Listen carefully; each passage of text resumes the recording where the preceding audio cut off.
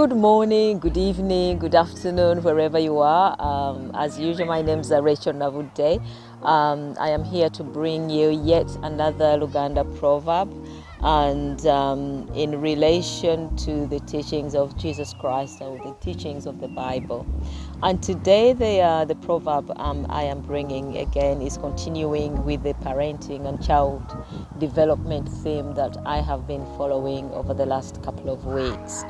Today's proverb is called Akamira, eyiye, tagiseera, amata, Enyimba, gireke egeje.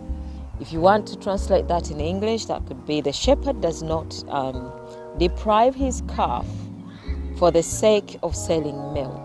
He lets Enyimba suck until it gets fat or healthy.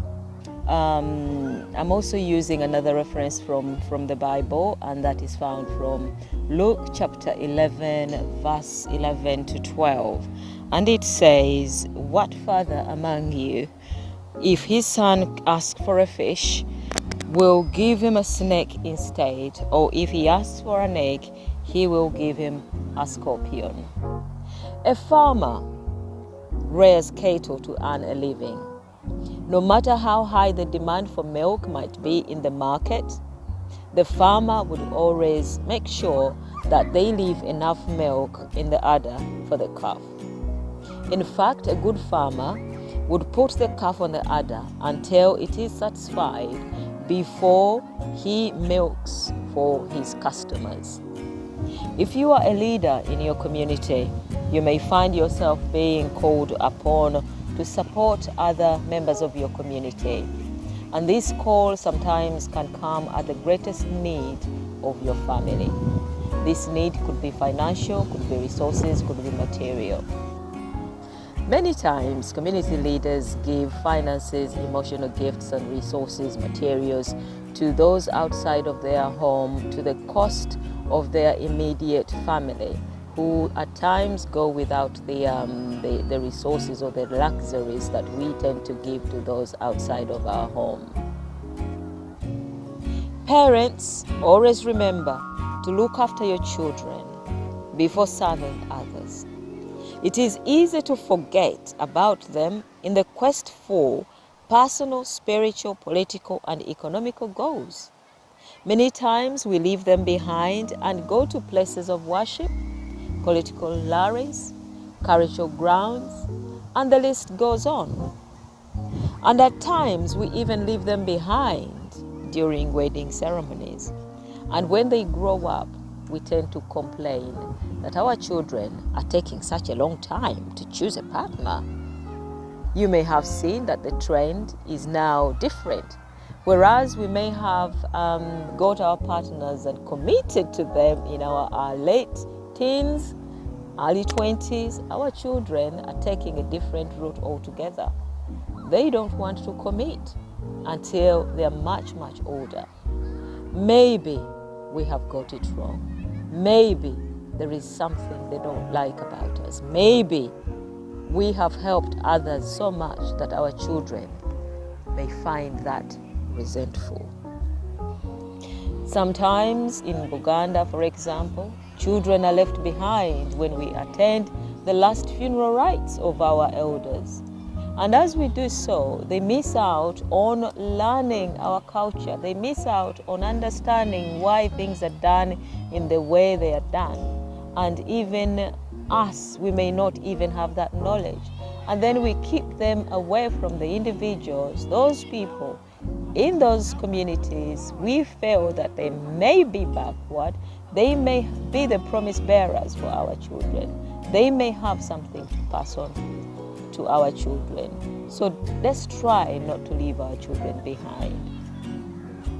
Many times we leave them at home, we leave them behind, and go to the places of worship to serve others. If you are a spiritual leader, you may have experienced this at some point in your life. When you have been asked to go and lead in church and the children are not ready, and you tend to make sure that you get there on time and leave your own behind. Sometimes they make it, and at other times they don't make it. And then they miss out on the food and the fodder that you give to others. For the family of Prophet Eli outlined in the book of 1 Samuel, we see that Eli failed to rebuke his own children. I say rebuke, but I'm interpreting rebuke as feeding, as teaching, as instructing your own children in the right path, in the right ways. For the family of Prophet Eli, he was busy in the temple. He worked for the Lord, and he had children. Eli neglected his own children for the sake of serving his community. And as a result, his children became wicked. They sinned against him, they sinned against the Lord, they sinned against the community. And the community that Eli was serving was watching and reporting and cursing. In fact, one of the prophets who saw the sins of Eli's children cursed the family of Eli. And this curse, came to pass. Eli's promise was that, Eli came from the family of Aaron. And down the lineage of Aaron, they were promised that there will always be a prophet in his household. And Eli was just one of them. And this promise was cut short because when the curse was put on Eli's family for refusing to rebuke his own children, the males in Eli's family, their lives was cut short. The curse was that they would die young. They will not lead a fulfilled life. But guess what? Eli was mentoring Prophet Samuel. Samuel was under his care. Samuel was the son to Hannah from the family of Elkanah. Samuel was a waited upon child who was put under the care of Eli. And the level of discipline that Eli passed on to Samuel was so high that even when God called Samuel, he thought that it was the voice of Eli calling, and he responded to Eli until Eli realized that the one calling was much higher than himself. Samuel's obedience and attention taught to him by Eli was so high that when even God called Samuel mistook God's voice for Eli's voice, and he was swift to answer to this call. And his children were not the same. Eli came from the family of Aaron. Aaron was given a promise in Exodus chapter 28 that there will always be a prophet in his lineage. And Eli was one of them. When the curse was put on his family, the curse was to shorten the lives of the male children in his lineage, and the future of them was shortened just because he failed to rebuke, to feed his own children, and he fed others. His sin was his failure in his own household, the failure to harshly admonish his own boys. Let us learn from this proverb of the shepherd and also the story of Eli to look after our own first before looking further away. It is foolish to always satisfy the needs of those who are farther away without paying attention to the needs of those within our reach, our family. It is indeed wrong to overly be charitable to those outside of your family when your family goes without.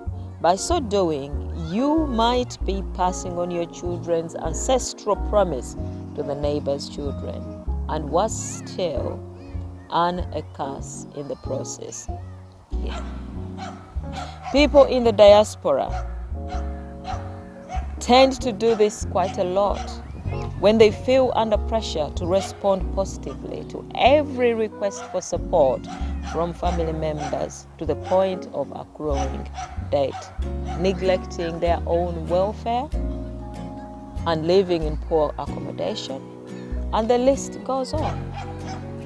You may have wasted your hard-earned wealth on ghost projects back in Africa, giving away your grandchildren's inheritance and your children's promise, or maybe even earning a curse as an inheritance.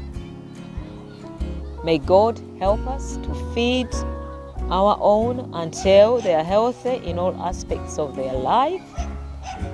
By so doing, we will be creating a sustainable legacy of support for that which we work hard for.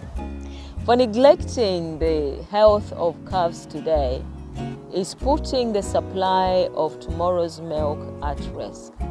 Let us always do the right thing within our household, because the more we look after those who are far away and neglect the welfare of our children, they will always remember it, and they will always want not to be like their parents. Let's teach them what they need. Let us give them what they need to create a sustainable support system for our community and our grandchildren. For the Bible says, "What father among you, if his son asks for a fish, will give him a snake instead? If he asks for an egg, will give him a scorpion?" Luke chapter 11, verse 11 to 12. Akamira eyiye, tagiseera amata, agamba nti nakiyumba gireke egeje. When a shepherd milks for the customer in the market, he does not do it at the cost of starving the calf from the cattle. Be blessed and take care of your own and create a sustainable legacy of giving for the future. Yahweh, Yahweh, there is no other God.